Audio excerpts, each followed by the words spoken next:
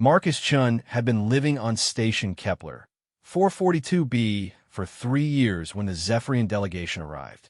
The massive orbital platform served as a neutral meeting ground for dozens of species, a place where trade agreements were hammered out and diplomatic tensions were carefully managed. As the station's xenobiological consultant, Marcus had grown accustomed to the strange customs and varied physiologies of alien visitors. What he had never grown accustomed to was being separated from Earth. That's why he had bent every regulation in the book to bring Rex aboard. Rex was a German shepherd, though calling him just a dog seemed almost insulting.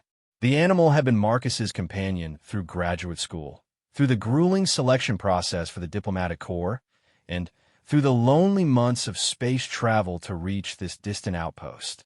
Rex possessed an intelligence that bordered on supernatural, seeming to understand not just Marcus's words but his emotions, his needs, even his unspoken thoughts. The other species on the station had reacted to Rex with everything from curiosity to bewilderment.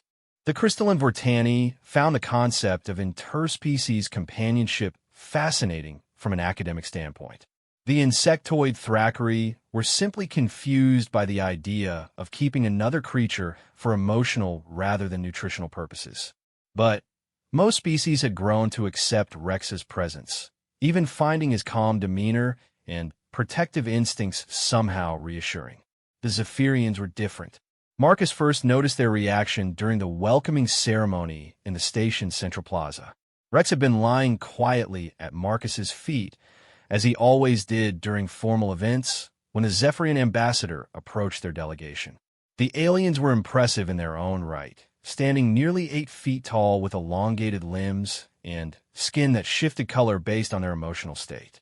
Their technology was among the most advanced in known space, and their military reputation was legendary.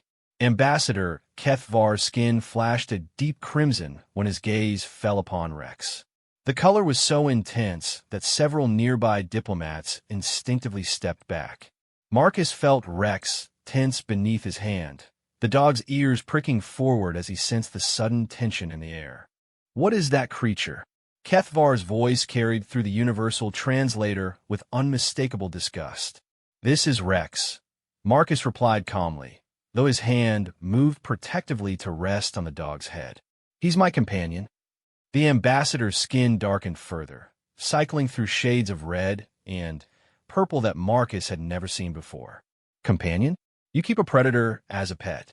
Marcus felt his own tension rising, but years of diplomatic training kept his voice level. "Rex is a dog. On Earth, dogs have been humanity's companions for thousands of years. He poses no threat to anyone. No threat." Kethvar's laugh was a harsh, grating sound. "Look at those teeth, those eyes. This is a hunter, a killer. How can your species be so blind to the danger you harbor?" Other delegates were beginning to take notice of the exchange. Marcus was aware of dozens of eyes upon them, representing nearly a dozen different species.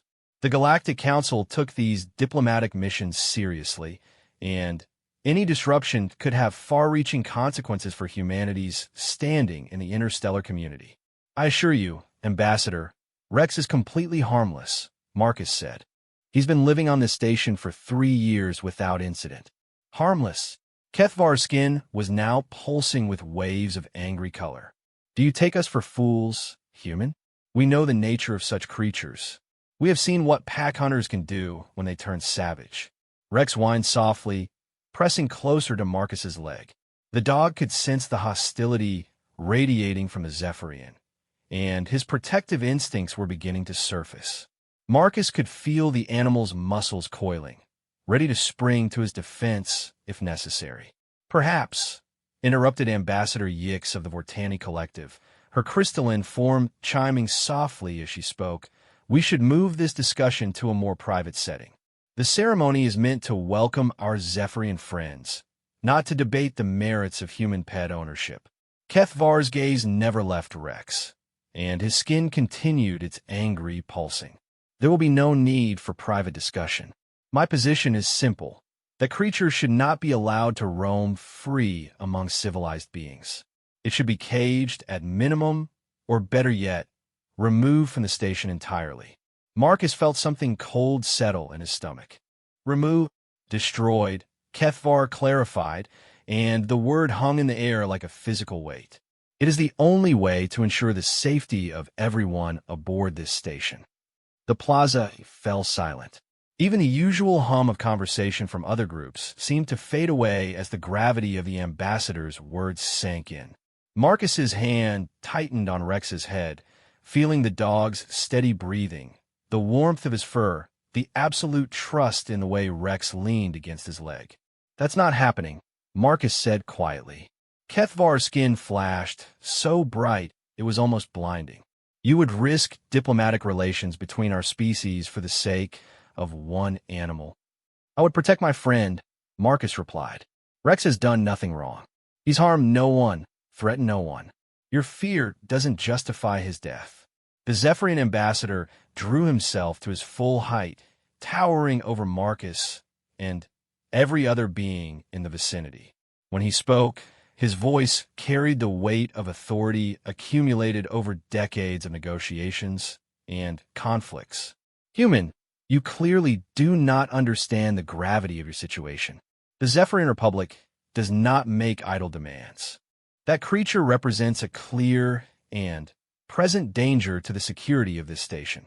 If you refuse to take appropriate action, we will be forced to implement our own security measures." "What does that mean?" Marcus asked, though he suspected he already knew. "It means," Kethvar said, his skin now a steady, ominous black, "that we will eliminate the threat ourselves." The threat was clear, unambiguous, and absolutely unacceptable.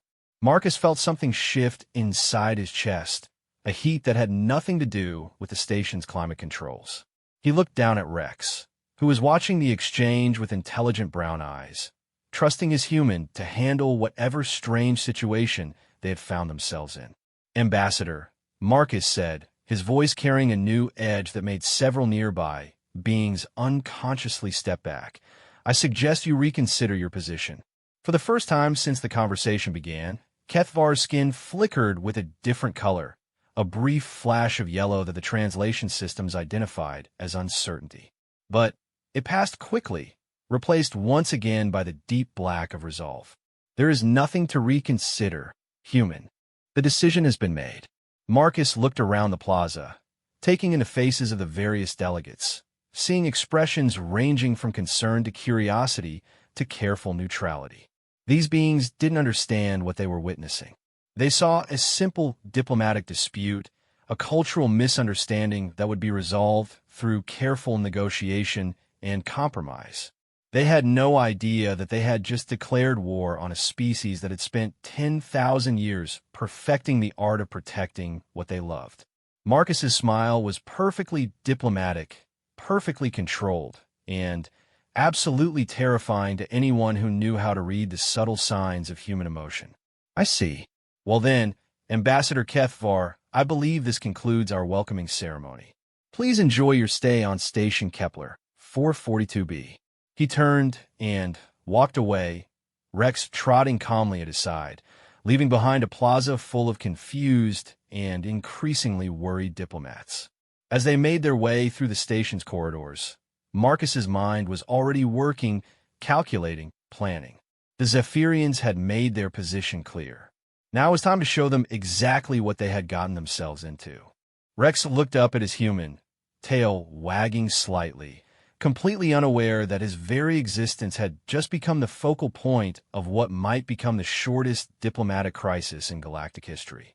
Marcus scratched behind the dog's ears, his touch gentle and reassuring even as his thoughts turned to the weapons lockers in his quarters and the emergency protocols that very few beings on the station knew existed.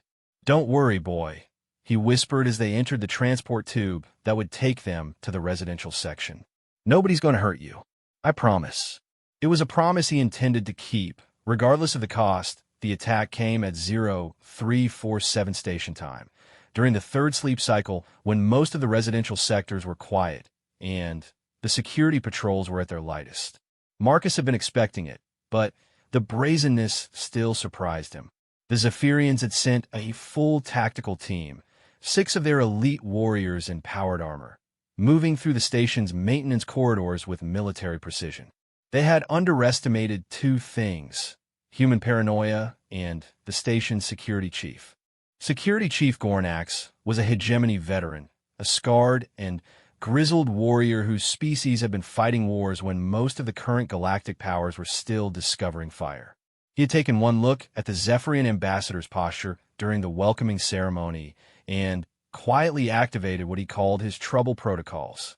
Within hours, every human on the station was under discreet surveillance, not because Gornax distrusted them, but because he knew that trouble had a way of finding them. The alarm that woke Marcus wasn't the gentle chime of a standard notification. It was the harsh, urgent wail of a security breach, followed immediately by Gornax's gravelly voice over the communication system. "Dr. Chun, we have 6 unknown contacts moving toward your sector. Suggest immediate relocation to secure area." Marcus was already moving, grabbing the emergency pack he had prepared and clipping Rex's combat harness around the dog's chest. The harness was something he had fabricated in secret, using materials requisitioned under various pretexts. It wouldn't stop a direct energy blast, but it might absorb some of the impact from projectile weapons. "Negative on relocation," Marcus replied, checking the charge on the plasma pistol he had somehow acquired despite the station's strict weapons regulations. "I'm staying put." "Dr. Chun, with respect, that is tactically inadvisable. These individuals are armed with military-grade equipment." "So am I." There was a pause before Gornax responded, and Marcus could almost hear the security chief reassessing his opinion of humanity's diplomatic personnel. "Roger that. Be advised, I am sending backup units to your position, but they will take approximately 4 minutes to arrive." "For minutes." Marcus looked down at Rex, who was standing alertly by the door, every line of his body radiating controlled readiness. The dog knew something was wrong, but he wasn't afraid. Rex had never learned to be afraid when his human was nearby. 4 minutes is plenty of time," Marcus said into the communicator. Then he switched it off. The residential quarters were not designed for combat. The corridors were narrow, with limited sight lines and multiple branching passages that could provide cover for attackers or defenders depending on tactics and positioning. Marcus had spent 3 years learning every centimeter of this section, ostensibly for his research into the station's ecosystem, but really because old habits died hard and he had never quite been able to shake his military training. The Zephyrians came fast and quiet, their powered armor dampening the sound of their footsteps and their weapons charged and ready. They moved like professionals, covering each other's advance and checking corners with systematic precision. If they had been hunting anyone else, they probably would have succeeded in their mission. But they weren't hunting anyone else. They were hunting Marcus Chun, former Terran Defense Force Reconnaissance Marine, veteran of 3 colonial conflicts, and holder of more classified military decorations than most people knew existed. Marcus Chun, who had spent 2 years behind enemy lines during the Proxima Uprising, who had learned to kill silently with everything from plasma rifles to improvised explosives to his bare hands. Marcus Chun, who was absolutely, irrevocably furious. The first Zephyrian died before his squad even realized they were under attack. Marcus had positioned himself in an alcove near the intersection of 2 corridors, using a maintenance mirror to track their approach. When the point warrior moved past his position, Marcus emerged from concealment like a ghost, his combat knife sliding between the armor plates at the alien's neck joint with surgical precision. The Zephyrian dropped without a sound, but his suit's telemetry immediately alerted the rest of the team. They responded with professional speed, weapons swinging toward Marcus's position, but he was already gone, melting back into the shadows with Rex at his side. "Contact down," the squad leader's voice echoed through the corridor, carried by the armor's external speakers. "Target is armed and dangerous. Switch to lethal force authorization." Marcus almost laughed. Lethal force authorization, as if they had been planning to take him alive before. The second Zephyrian died when he made the mistake of pursuing Marcus down a maintenance shaft that was barely wide enough for the powered armor. Marcus had been waiting in the darkness above, and when the warrior squeezed through the narrow opening, he found a human dropping onto his back with a plasma charge pressed against the armor's power coupling. The explosion was contained within the shaft, but the light and sound echoed through the residential section like thunder. Emergency lighting flickered on throughout the area as automated safety systems detected the energy discharge. Two down, Marcus whispered to Rex, who was pressed against his leg in the maintenance space they were using for cover. The dog's breathing was steady, controlled, trusting. 4 to go. The remaining Zephyrians had regrouped and changed tactics. Instead of pursuing Marcus through the corridors, they were setting up a perimeter around his quarters, intending to trap him in a killing field. It was a sound strategy against a normal target. Marcus wasn't a normal target. He used the maintenance shafts to circle around behind them, moving with the fluid grace of someone who had spent years crawling through hostile territory. Rex followed silently, his natural hunting instincts combining perfectly with years of training and an almost supernatural bond with his human partner. The third Zephyrian was monitoring the rear approach when Marcus emerged from a ventilation grate directly above him.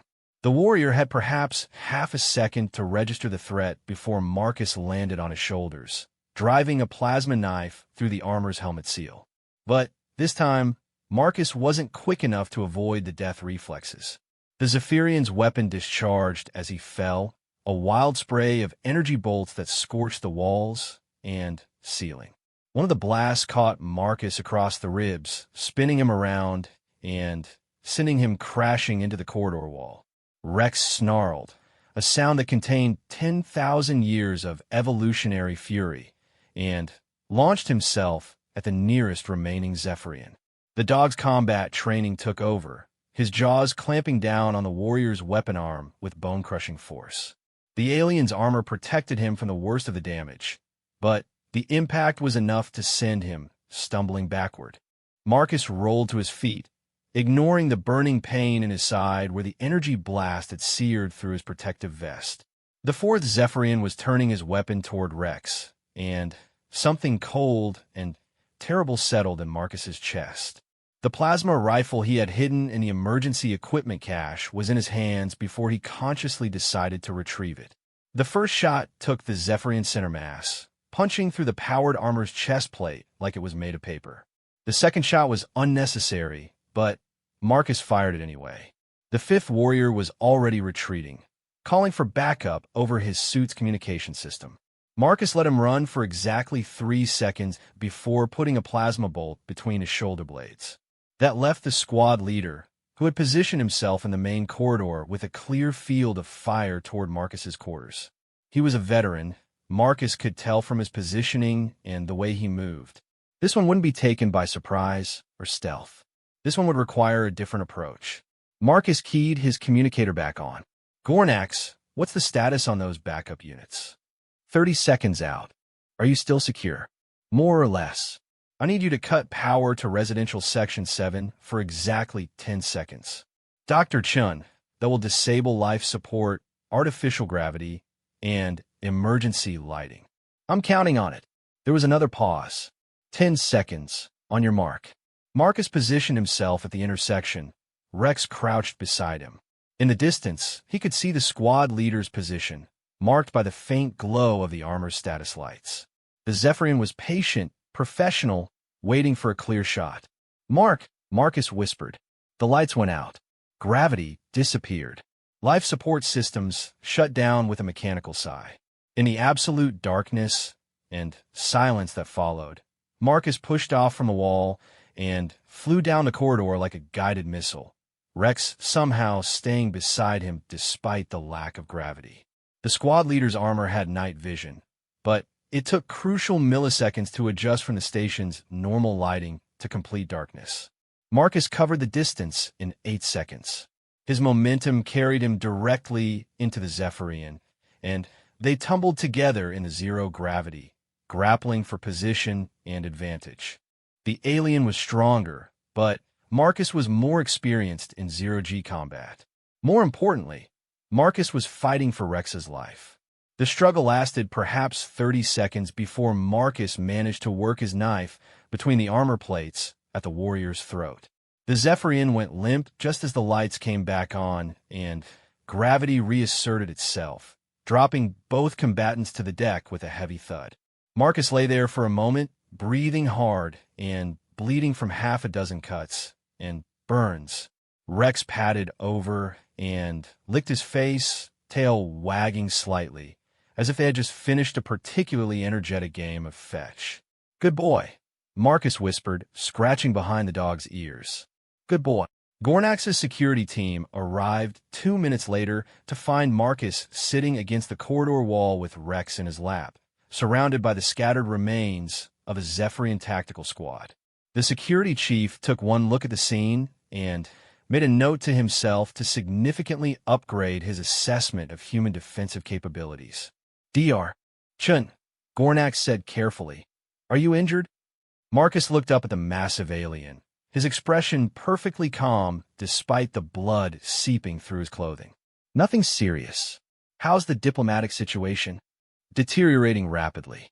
The Zephyrian ambassador is demanding an immediate investigation and threatening to withdraw from the trade negotiations." Marcus smiled, the same perfectly diplomatic expression he had worn in the plaza earlier.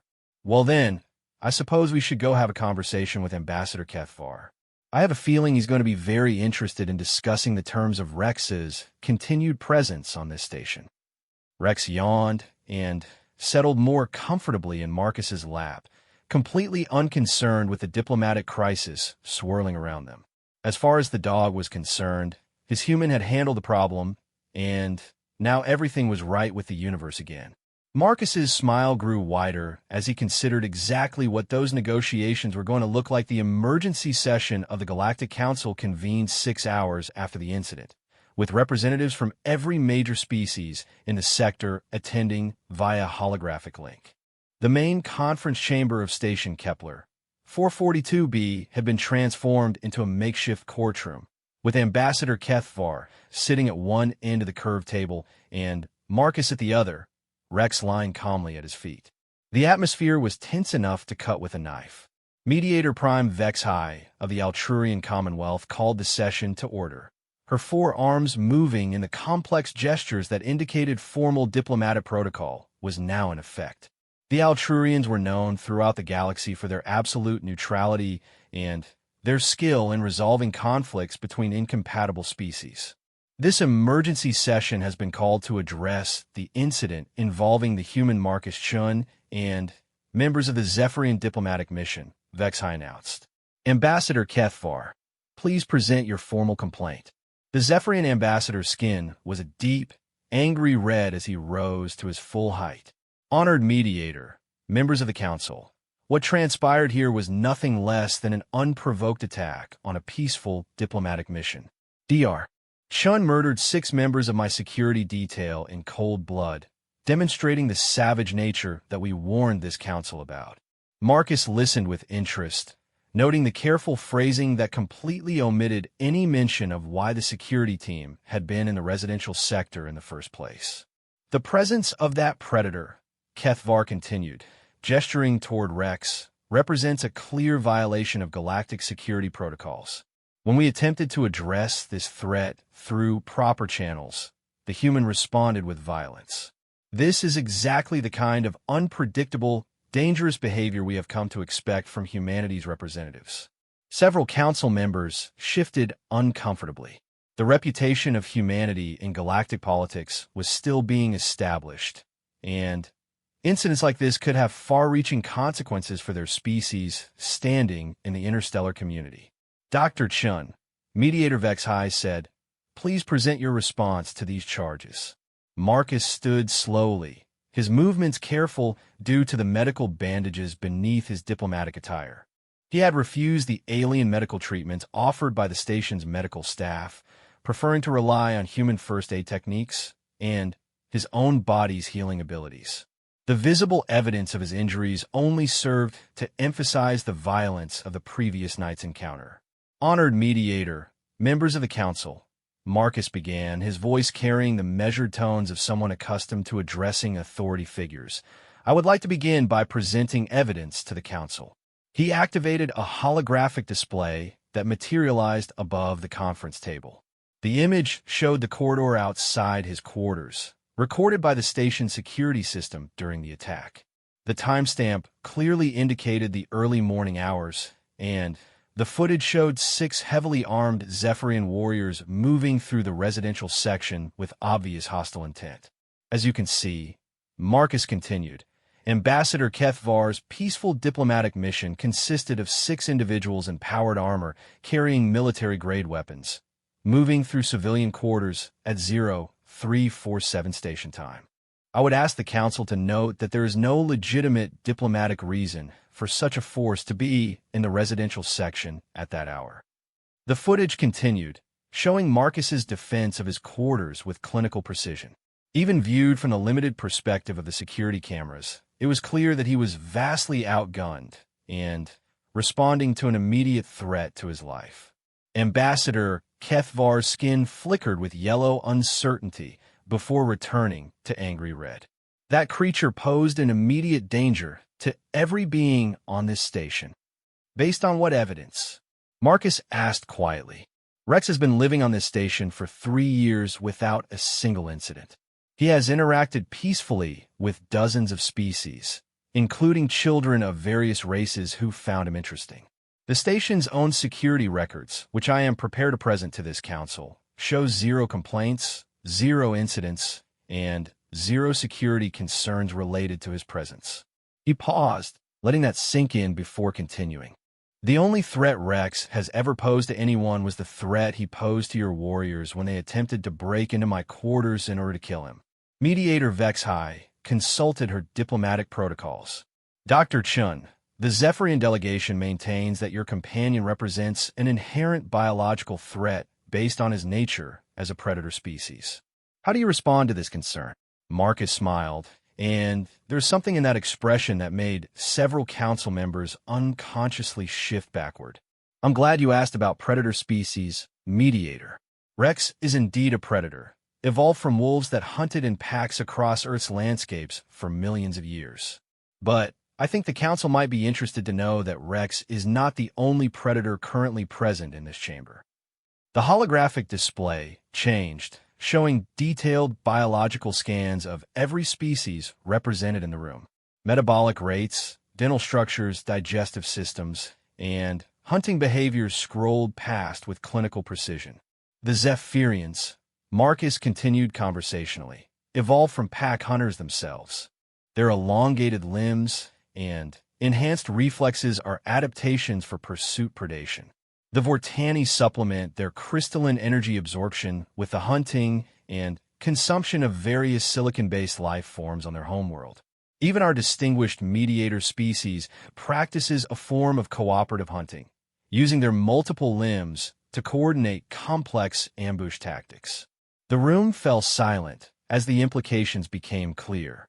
Nearly every species in the chamber had evolutionary roots as predators of one kind or another. The difference, Marcus said, his voice growing colder, is that Rex has been domesticated. He has spent 10,000 years learning to live in harmony with humans, to protect us, to love us, to be loved by us in return. He represents the very best of what predatory species can become when they choose cooperation over conflict. He looked directly at Ambassador Kethvar. The Zephyrian delegation, on the other hand, sent armed warriors to murder a defenseless animal in his sleep. Which of us, exactly, represents the greater threat to galactic peace? The ambassador's skin was now cycling rapidly through various shades of red and purple. Your emotional attachment to this creature clouds your judgment. You cannot see the danger it represents. My emotional attachment? Marcus's smile disappeared entirely. Yes, I'm emotionally attached to Rex. He's been my companion, my friend, and my family for 8 years. When I was stationed on colony worlds where the only other humans were 100 light years away, Rex was there. When I spent months in deep space aboard survey ships with crews that barely tolerated human presence, Rex was there. When my father died, and I couldn't return to Earth for the funeral because of my diplomatic obligations, Rex was there. His voice had grown quiet, but it carried throughout the chamber with perfect clarity. You're absolutely right that I'm emotionally attached to him, Ambassador. And that attachment means that anyone who threatens him is threatening me personally. I want to make sure this council understands the implications of that. Several council members were beginning to look distinctly uncomfortable with the direction the conversation was taking. Dr. Chun, mediator Vexai, interjected, surely you are not suggesting that personal emotional attachments should take precedence over diplomatic protocols. No, mediator Marcus replied. I'm suggesting that this council needs to understand something fundamental about humanity before making any decisions about our future in the galactic community. The holographic display changed again, this time showing images from Earth's history. Battlefields, military formations, the ruins of civilizations that had made the mistake of threatening things humans cared about. Humans, Marcus said, are persistence predators. We're not the strongest species, or the fastest, or the most intelligent. But we are absolutely, without question, the most stubborn. When we decide to protect something, we don't stop. We don't compromise. We don't negotiate. We protect what we love, and we destroy what threatens it.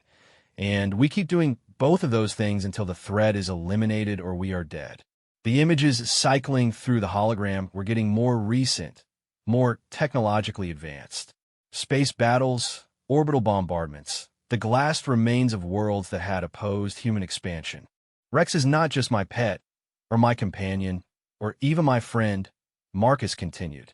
He represents a bond that goes back 10,000 years, to the first wolf that chose to share a human's fire rather than hunt him through the darkness.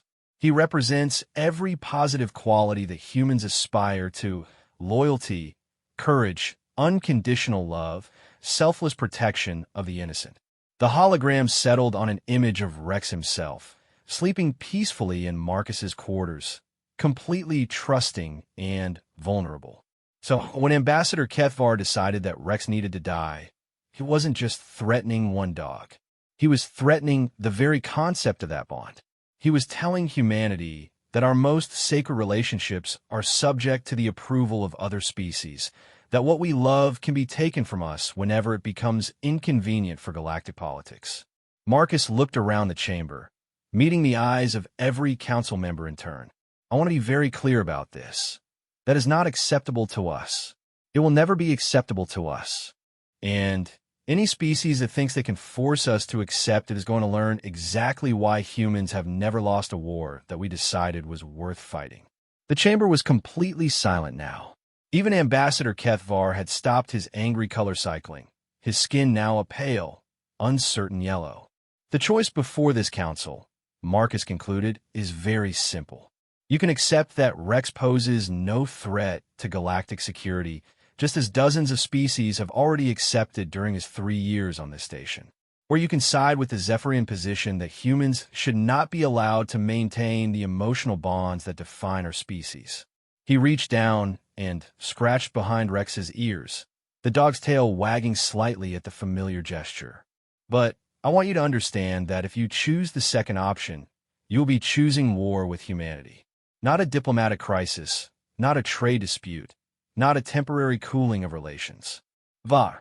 Total, absolute, extinction-level war, prosecuted by a species that considers the protection of our loved ones to be more important than our own survival.